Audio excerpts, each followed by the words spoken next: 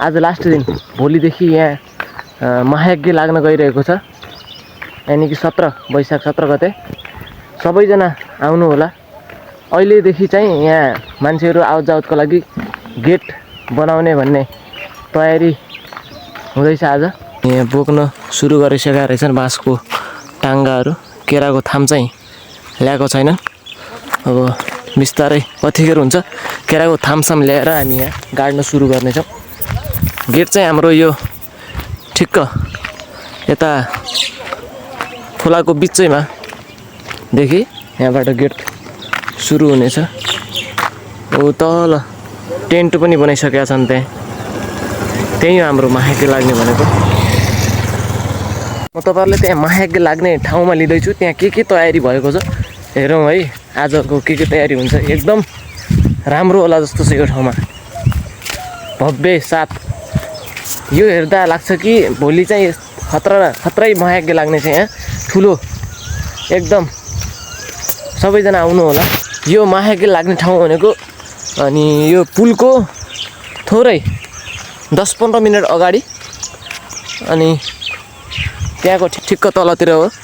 महायज्ञको लागि यहाँ टेन्ट पनि लगाइसकेको रहेछन्। यो हेर्दाखेरि चाहिँ भोलि चाहिँ भव्य एकदम ठुलो खतरै महायज्ञ लाग्ला जस्तो छ।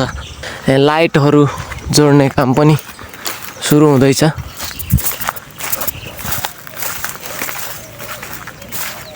स्टेज यहीँ बनाउने हो।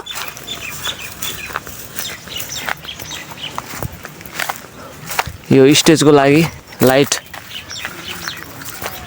कसैले भाङ्गो चाहिन्छ भने भाङ्गाको खेती पनि छ है। यहीँबाट उकाएर लिँदा पनि हुन्छ। यति धेरै छ टन्न। यो हाइवे रोडमा यस्तो बनाउने हो त। यहाँको लागि हाम्रो गेट हुन्छ हैन छ। हाइवेको लागि अब यस्तो बनाउने कि हजुरले अब मेरो विचारमा त यस्तै बनाउनु राम्रो होला। यस्तै लगाउने हो यो यस्तै। अर्को त्यो कपडाको ब्यानर छैन? कपडाको त हाम्रो हुन्छ नि सर। त्यो गेटकै ब्यानर हुन्छ। त्यो गेट तपाईहरु बनाउनुहुन्छ? गेटको त हाम्रो यो स्ट्यान्डको त हामी आफै बनाउँछौँ। अब यसको लागि हामी बताउँला हजुरलाई हैन। हजुर यहाँ माथि 2 फिट छोड्ने, यहाँ तल 2 फिट छोड्ने। 2 फिट यहाँ तल किन छोड्ने भने यो खाल्टो जान्छ। 1.5 फिट खाल्टो जान्छ।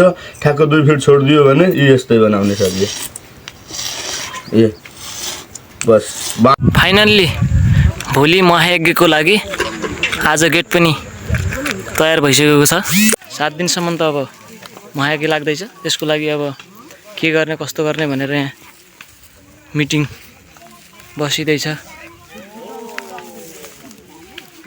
अब केही समयपछि हामी यहाँ केराको थामहरू गाड्ने काम सुरु गर्नेछौँ।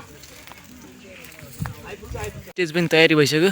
कथा वाचन यहाँबाट हुनेछ अनि दर्शकहरू चाहिँ यहाँ बसेर कथा सुन्नेछन् सबैले। लगभग आजको काम चाहिँ सकियो। केराको थाम गाड्ने काम। अब भोलिदेखि महायज्ञ प्रवचनहरू कथाहरू सुरु हुनेछ।